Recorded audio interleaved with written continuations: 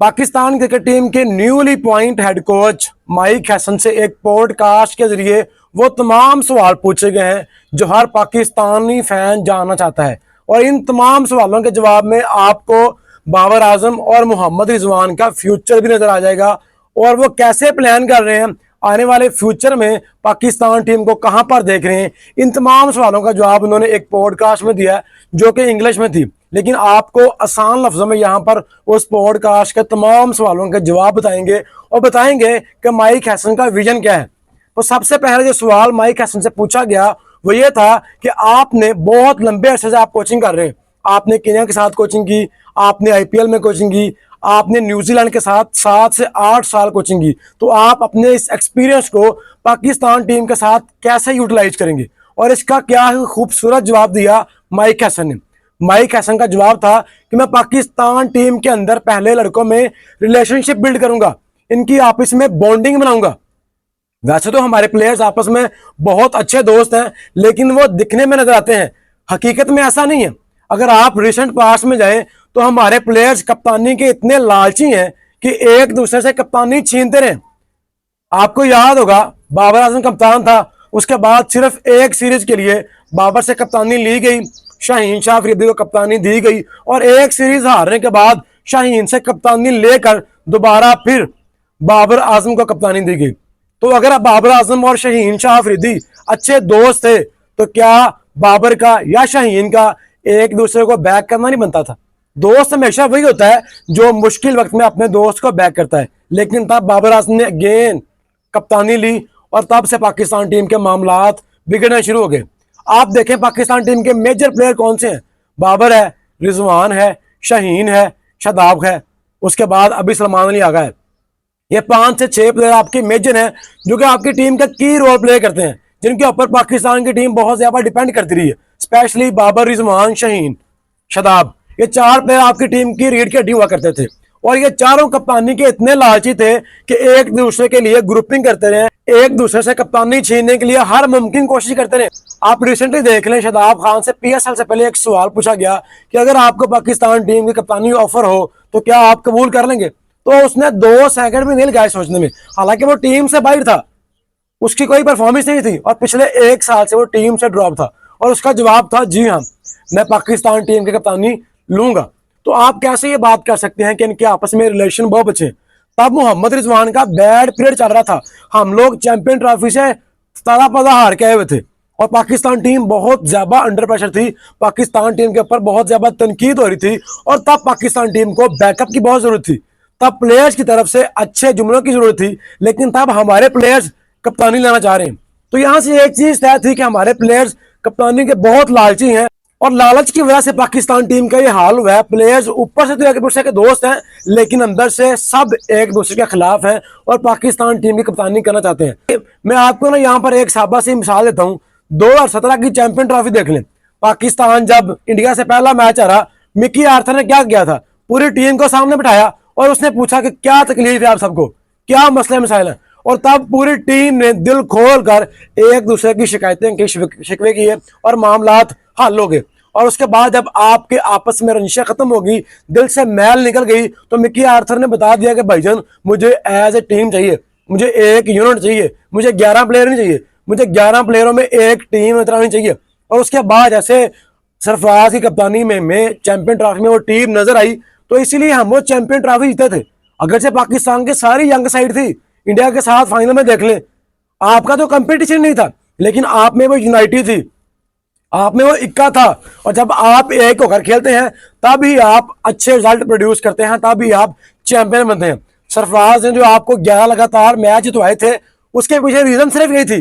वो कामयाब क्यों था कि तब आपके सारे प्लेयर्स यंग थे, जैसे अब आपकी टीम यंग बनी है, किसी को भी कप्तानी का लालच नहीं था। और मेरे ख्याल में यहाँ पर बोर्ड का भी बहुत बड़ा कसूर होता है कि वो प्लेयर्स को बार बार कप्तानी की ऑफर करता है।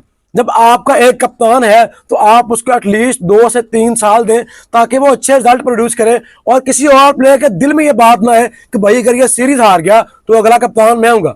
तो यहाँ पर जितना कसूर प्लेयर्स का है, मेरे ख्याल में उतना कसूर सिलेक्शन कमेटी, मैनेजमेंट और पाकिस्तान क्रिकेट बोर्ड का भी है। लेकिन यहाँ पर मसला ये थे कि आपके कोच ही पक्के नहीं थे, हर सीरीज के बाद आपके कोच चेंज हो रहे थे। तो फाइनली इस बात के ऊपर बहुत शानदार जवाब दिया है माइक हैसन ने कि मैं आपके प्लेयर्स के दरमियान अच्छे रिलेशनशिप पैदा करूंगा। ये जब एक जान होकर खेलेंगे तब आपकी टीम अच्छे रिजल्ट प्रोड्यूस करेगी। उसके बाद दूसरा सवाल जो उनसे पूछा गया, बाजिद खान ने पूछा कि आप अपने कोचिंग कैरियर में पर्सनल माइलस्टोन को कैसे देखते हैं। अब यहाँ पर पर्सनल माइलस्टोन की डेफिनेशन समझना बहुत जरूरी है। पर्सनल माइलस्टोन ये नहीं होता कि आप अपने लिए खेल रहे हैं, टीम के लिए नहीं खेल रहे, या आपको ये है कि मैं अपने 50-60 रन कर लूं, पाकिस्तान टीम हार जाए जीत जाए मुझे कोई फर्क नहीं पड़ता। कोई भी प्लेयर ऐसा नहीं चाहता।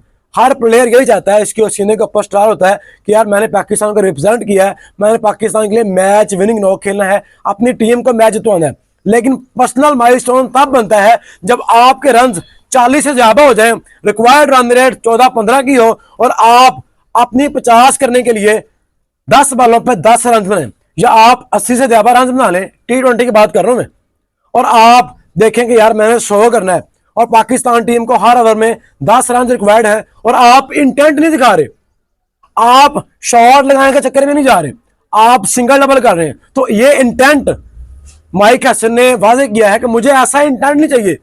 अगर आप सिंगल ले रहे हैं लेकिन आपके सिंगल देने में एक डिफरेंस होना चाहिए। आप शॉट लगाने के चक्कर में जा रहे हैं, छक्का चौका लगाने के चक्कर में जा रहे हैं, लेकिन आपकी शॉट कनेक्ट नहीं हो रही, सिंगल हो रही है, कोई मसला नहीं है मुझे।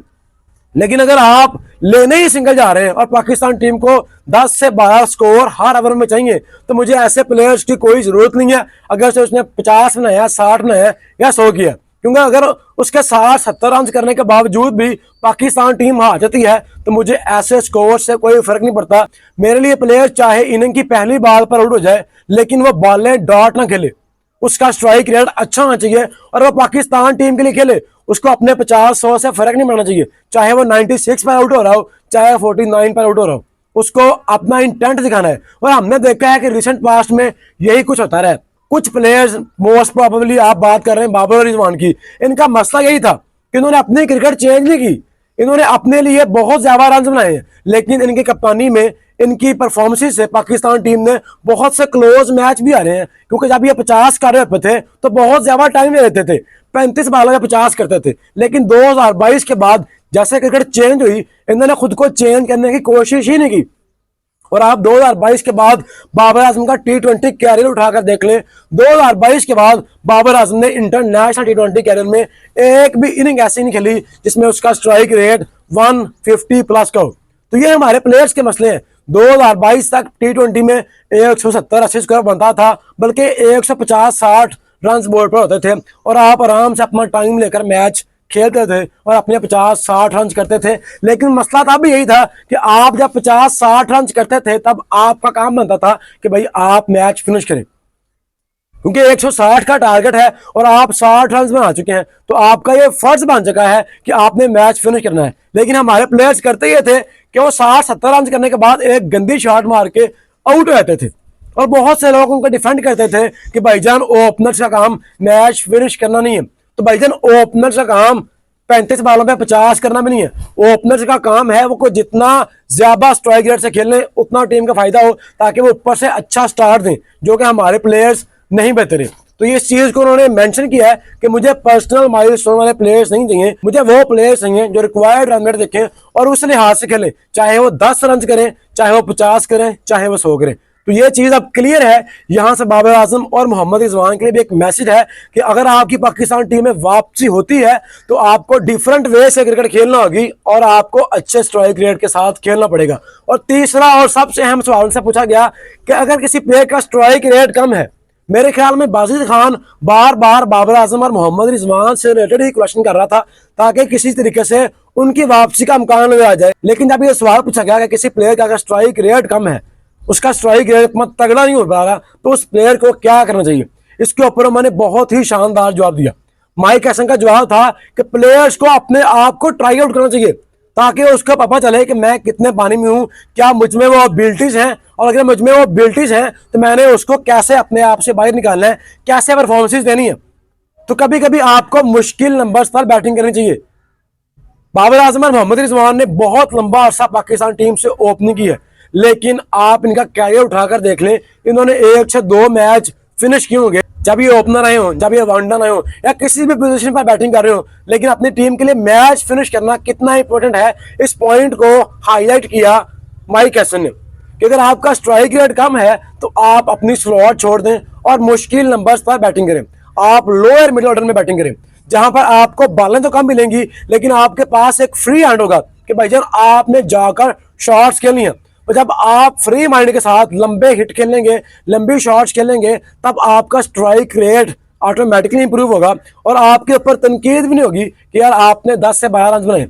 आप पीएसएल में देख लें, नईम अशरफ ने इस पीएसएल में शानदार बैटिंग की है लोअर मिड ऑर्डर पर। किसी भी बल्लेबाज ने इतने नीचे आकर इतने अच्छे रन नहीं किए।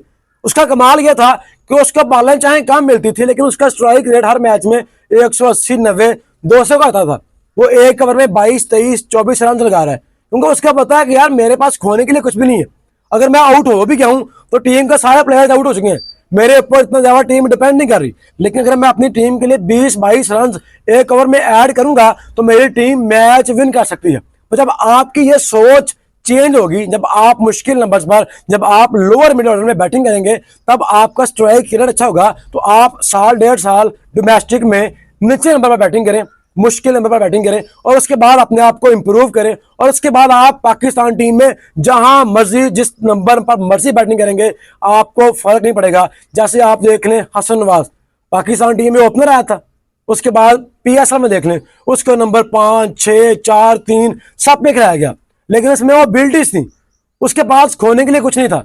वो अपनी पावर हिटिंग एबिलिटी दिखाता था, जब भी मौका मिलता था वो हिट करता था। और इसीलिए आज उसको कोई परवाह नहीं है कि उसको चाहे आप ओपनर भेज दें, चाहे आप 2 डाउन, 3 डाउन, 4 डाउन, जहां मर्जी भेज दें, क्योंकि उसका काम डोमिनेट करना है। तो जब आप डोमिनेट करना स्टार्ट करेंगे आपका स्ट्राइक रेट ऑटोमेटिकली चेंज हो जाएगा। और हमारे कोचेस का बहुत नाकाम काम रहा है पिछले कुछ सालों में। बाबर और रिजवान के अंदर पोटेंशियल की कमी नहीं है, स्किल्स की कमी नहीं है, गेम की कमी नहीं है, लेकिन इनको कोई अच्छा कोच नहीं मिला जिसने इनसे वो एबिलिटीज बाहर निकाली हो, जिनसे उसने ऐसा परफॉर्म करवाया हो। आप देख लें इंग्लैंड के जो रूट, 4-5 साल चल जाए पीछे, आप कोई बंदा ये बात करता था कि आने वाले वक्त में जो रूट 360 शॉट खेलेगा। आज उसकी वेस्ट इंडीज के खिलाफ सीरीज उठाकर देख लें, जिस तरह उसकी गेम चेंज की है ब्रेंडन मैकलम ने। आज वही जो रूट जो सबसे सुस्त खेलता था, तब आराम से कूल एंड काम अपना टाइम लेकर बड़ी शॉट्स खेलता नहीं था। अगर उसने 100 किया है तो उसके 80 रन सिंगल डबल के साथ होते थे। और आज वही जो रूट डोमिनेट कर रहा है। वेस्ट इंडीज के खिलाफ शानदार परफॉर्म किया उसने, 360 शॉट खेली है, और जहां उसका दिल करता है, जौन सी शॉट को दिल करता है वो शॉट मार रहा है। तो अगर जो रूट अपनी गेम चेंज कर सकता है, उसका कोच उससे गेम चेंज करवा सकता है, तो पाकिस्तान टीम का माइक हुसैन भी मैं आपको बता रहा हूं कि आने वाले वक्त में बाबर आजम और मोहम्मद रिजवान की गेम चेंज कराएगा। आपको आने वाले वेस्ट इंडीज के जो खिलाफ हमें सीरीज खेलनी है 3 वनडे मैच की, इसमें आपको बाबर और रिजवान की गेम डिफरेंट नजर आएगी। आपको ये दोनों डिफरेंट प्लेयर नजर आएंगे। उसके बाद एक सवाल के जवाब में माइक हैसन का जवाब था कि आप कोई भी वर्ल्ड कप खेलने जाते हैं, कोई भी बड़ा इवेंट खेलने जाते हैं, आपको उससे 10-15 मैच पहले, 1 से 1.5 महीना पहले अपने वर्ल्ड कप की प्लेइंग 11 या अपने वर्ल्ड कप का स्क्वाड पता होना चाहिए, ताकि आपके प्लेयर्स के पता हो कि भाई हमने परफॉर्म करना है, हम वर्ल्ड कप 11 में शामिल हैं। लेकिन हमारे यहाँ होता यह था कि चैंपियन ट्रॉफी देख रहे हैं यार आप, सबसे एंड में जो टीम अनाउंस हुई है वो हमारी हुई है और हम होस्ट थे, और रिसेंट में हम यही कुछ करते रहे। तो जब आपके प्लेयर्स जिन्होंने पाकिस्तान टीम से खेलना है उनको पता ही नहीं है कि वो पाकिस्तान की प्लेइंग 11 में होंगे या नहीं। फहीम अशरफ और खुशदिल शाह ये दोनों बीपीएल खेल रहे थे, हमने वहां से उनको वापस बुलाया और पाकिस्तान टीम में ऐड कर दिया। तो जब प्लेयर्स के पास प्लान ही नहीं होंगे तो वो कैसे अच्छा परफॉर्म करेंगे और कैसे आपकी टीम वर्ल्ड टाइटल जीतेगी। तो ये एक बहुत अच्छी प्लानिंग है कि आपको आने वाले वर्ल्ड कप के लिए अपनी प्लेइंग 11 3 से 4 माह पहले कंप्लीट कर लेनी चाहिए और प्लेयर्स को बता देना चाहिए कि भाई आप हमारे प्लान का हिस्सा हैं, ये 20 नवंबर हमारे प्लान का हिस्सा है। अपने आप को फिट रखो, अपनी शॉट्स के ऊपर काम करो, अपने स्ट्राइक रेट के ऊपर काम करो, और जहां पर आप लोग फंस रहे हो स्पेशली उन चीज़ों के ऊपर काम करो ताकि आने वाले वर्ल्ड कप के लिए आपकी तैयारी कंप्लीट हो और आप अच्छे तरीके से खेलो और पाकिस्तान टीम के लिए अच्छी फतवाहत दिलाओ। तो ये बहुत ही अच्छी सोच है माइक हैसन की। उसके बाद उनसे सवाल पूछा गया कि जब आप किसी प्लेयर को ड्रॉप करते हैं तो आप क्या उनको प्लान देते हैं, और ये सवाल भी बाबर और रिजवान के लिए ही था शायद, क्योंकि बाबर आजम और मोहम्मद रिजवान और शाहीन शाह अफरीदी को T20 से ड्रॉप किया गया है और इसके ऊपर पाकिस्तान में कोहराम बर्पा किया गया है कि इनको ड्रॉप क्यों किया गया है।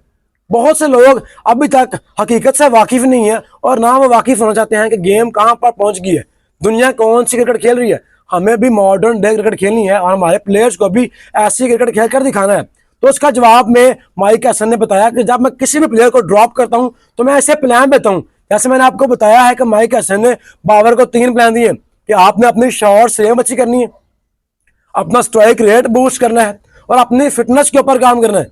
मुझे अच्छे फील्डर भी चाहिए, वो मैं आगे आपको बताता हूं। तो वो उसने आप बताया है कि मैं प्लेयर्स को प्लान देता हूं कि भाई अगर आप टीम से ड्रॉप हुए तो इन रीजन की वजह से आपको ड्रॉप किया गया है। अगर आप इन 3 चीजों पर काम करते हो, अगर आप इन टॉपिक के ऊपर काम करते हो, अपनी गेम को अच्छा करते हो, तो मेरा आपसे कोई पर्सनल मसला नहीं है, आपके लिए दरवाजे खुले हैं। अब जब मेरे प्लान के ऊपर काम कर लोगे, मेरे प्लान के मुताबिक एग्जीक्यूट कर लोगे, तब आप पाकिस्तान टीम में वापस आ सकते हो। चाहे आप 1 हफ्ते में कर लो, चाहे आप 2 हफ्तों में कर लो, चाहे आप 4 हफ्तों में कर लो, चाहे आप 4 महीनों में कर लो। तो बाबर और रिजवान का प्लान दे दिए गए हैं कि अपनी शॉट रेंज अच्छी करो, छक्के मारने की काबिलियत अपने अंदर लेके आओ, 50-60 रन करना छोड़ दो।